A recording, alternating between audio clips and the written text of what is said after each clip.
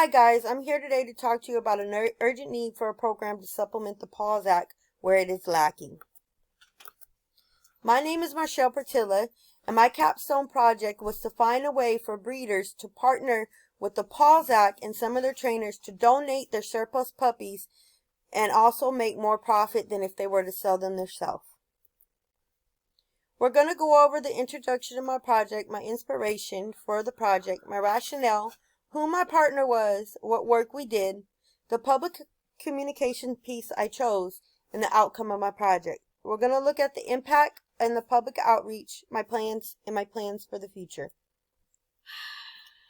Many people are disabled in today's society, and many of them need service animals for different impairments. The most impacted are the U.S. veterans and autistic children.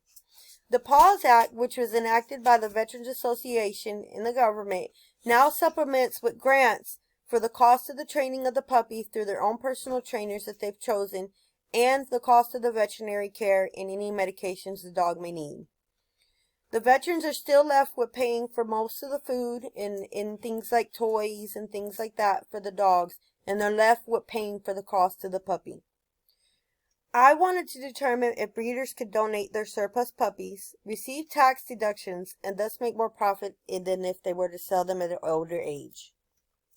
My inspiration for this project was that of a brain injury as a child. I slipped and fell and went into a coma and had a substantial brain injury and surgery.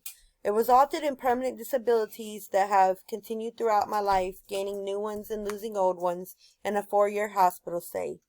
Service animals would come visit me while I was in that 4-year hospital stay, and they helped with anxiety, depression, and pain. My parents soon realized that service animals were doing more than the medication and the doctors themselves, but they could not afford to get me my own service animal. Many veterans are in the same situation, living off of SSI or disability and with a fixed income. While they may qualify for the PAWS Act, they're still not able to purchase the animal. So they'll turn to local shelters, which often sell them dogs that are 1 or 2 years old with extensive histories, some good and some bad.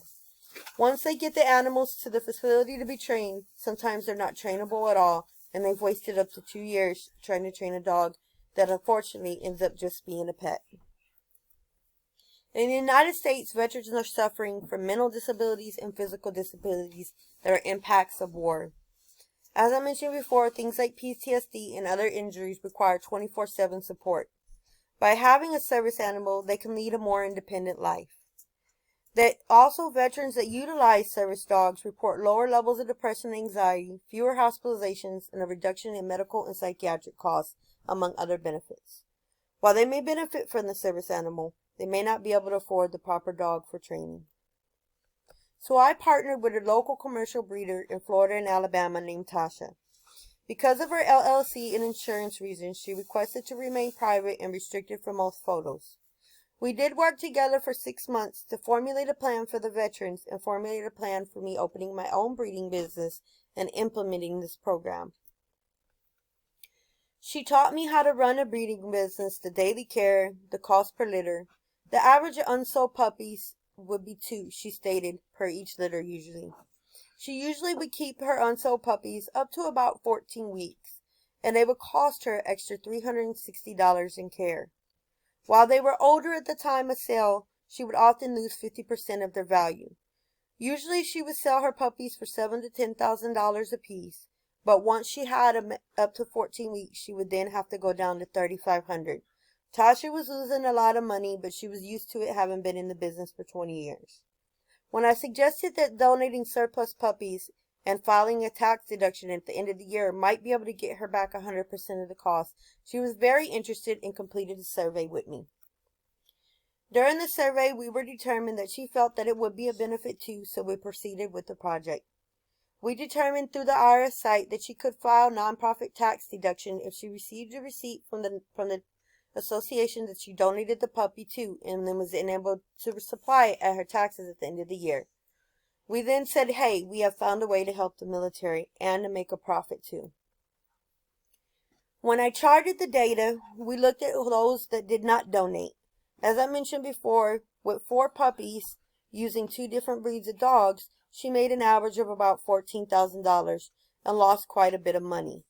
If she were to donate 100% of the cost and receive a receipt saying that she donated a $7,000 dog, she could then use that for a tax deduction at the end of the year and maybe make up to $28,000 full for all 4 of her dogs. If she donated at 90% and charged 10% to the nonprofit organization and received a receipt, she still got close to $28,000 for almost all 4 of her puppies. When we dropped down to 80%, charging 20%, the statistic was the same. We then seen through 3 different examples that if Tasha donated her puppies to one of the Paws Act trainers or another nonprofit organization that partnered with them, she would make double than what she was making from her surplus puppies currently. When I put my public communications piece together, me and Tasha talked about where it would be beneficial. I chose that an infographic poster showing some of this data that I've just spoke about in a very common and easy to read manner for people that may have mental disabilities or physical disabilities would be beneficial. I chose that I would put this poster in local VA offices with VA permission up on some of their billboards. I would also post it at local homeless shelters because many veterans are homeless but yet still could benefit from a service animal if they were receiving a grant to take care of the animal and help in finding a transition for home. I also determined that there are many veteran support groups, some for things like alcohol and drugs, some for things for like depression and anxiety, and that would be a good place to post the infographic too.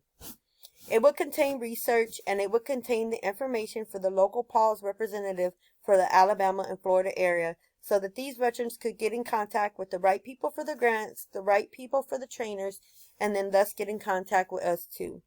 In the future, I plan to add to this infographic the information for my own breeding company because Tasha did say that she did not want to actually become part of the program, but that she thought it was a very good idea.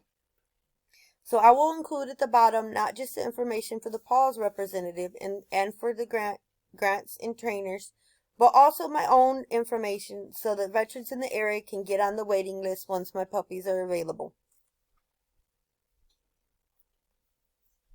The outcome of my project is that I proved that there is a need for a program to supplement the cost because the PAWS Act is just not covering, nor is any other program that I was able to find for disabled children or other disabled adults that are prepared to pay for the training or have found places that will do the training for free, but just can't afford to get the animal. I also learned how to run a successful breeding business more than I already had known through some of my internships. I learned how to use tax deductions and how to file paperwork financially for my own breeding business and make more on the Sir puppies. I solved the need through the outcome of this project for puppy donations to the military and PAWS, and hopefully we'll be able to expand on it or get others to expand on it in the future. And now I've took the first step in implementing the program by filing for an EIN for my breeding business, and I'm now looking for puppies that I've chosen for the 3 breeds and have actually found 2 breeders in the area willing to give up breeding rights. The impact on the public is that veterans will soon get the knowledge through my infographic and through this program that can help them now use the PAWS Act to its fullest extent. Veterans that originally were qualified but just couldn't afford to get the dog can now get the one that they need. Veterans that have qualified for the program but then received dogs that ended up not being able to be trained can now come to me and get a free puppy and probably get it trained too. Breeders like myself can now get 100% of the loss of their surplus puppies back, so they're not really losing money and they're doing a benefit to the public. PAWS trainers and VA can now contribute to the solution and can also impact the public in their outreach. My plans for the future are opening the breeding business that is now licensed as Gentle Beast because, of course, they're giant dogs. I'm going to supplement my business to provide free purebred mastiffs, giant schnauzers, and cane corsos, as Tasha suggested, to the military in Alabama and Florida for free. Thank y'all for listening to my project, and I hope that you will look it up in the future. Here are some of the references that I use, and thank you again for listening. Bye.